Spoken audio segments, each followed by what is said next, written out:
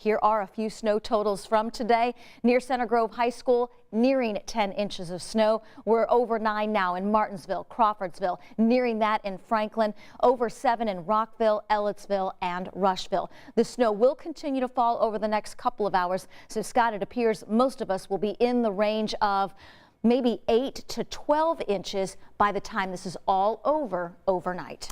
Angela, thanks. Want to give you a live look right now at the roads at 11 o'clock. This is I-69 near State Road 67. Look at the interstate. It's just covered in snow. And you can just imagine if this is the interstate, how bad are the side streets and other roads right now? Now, if you've got to drive tomorrow, consider using this. This is Indy's Snow Forest Viewer website. It shows which streets are being plowed in real time and which streets were taken care of recently. Now, you can use this to plan your route and avoid messy streets tomorrow. And remember, if you do come across a snow plow tomorrow, give them plenty of room. Avoid tailgating or even passing them. And look out for the snow plow cloud that can reduce your visibility.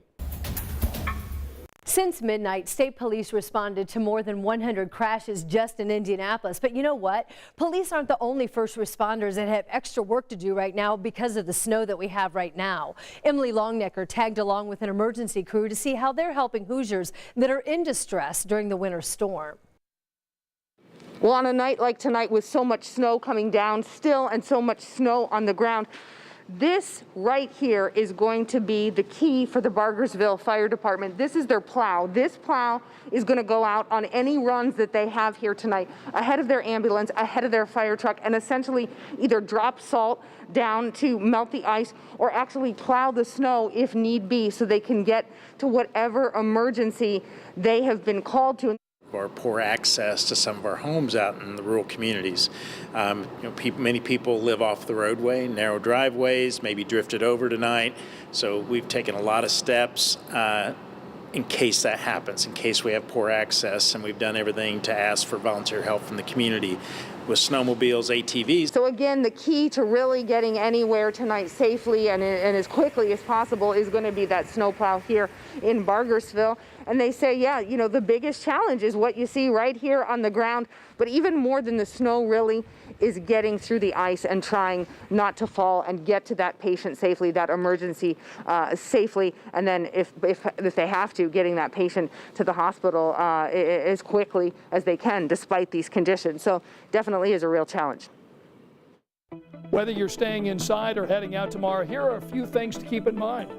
If you have to drive and end up sliding off the road or in an accident, police have an important tip to make it easier to find you.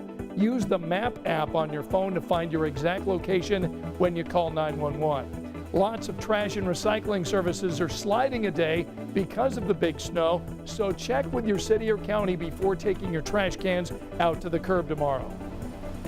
Make sure to clear all the snow from your sidewalk and driveway before putting down salt. Throwing it on top of the snow will not help it melt and can actually make it harder to shovel later on. And if you or a loved one had an appointment to get your COVID-19 vaccine tomorrow, be prepared for a potential cancellation.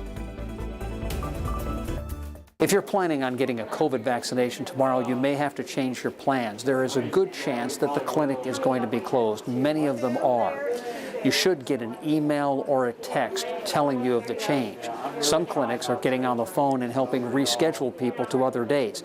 Many people, though, are going to be on their own. They'll have to go online and get back in line for a COVID vaccination. We know right now almost 500,000 Hoosiers are still waiting to get their second shot of the COVID vaccine. For the Moderna vaccine, the CDC recommends the second dose 4 weeks after the first. For Pfizer's, you wait about 3 weeks. Now, if this happens to be the week that you or maybe even a loved one was scheduled to get a second dose, we want you to know that it is okay to delay a little bit. The CDC says you can get a second dose of either vaccine up to 6 weeks later and still get full immunity.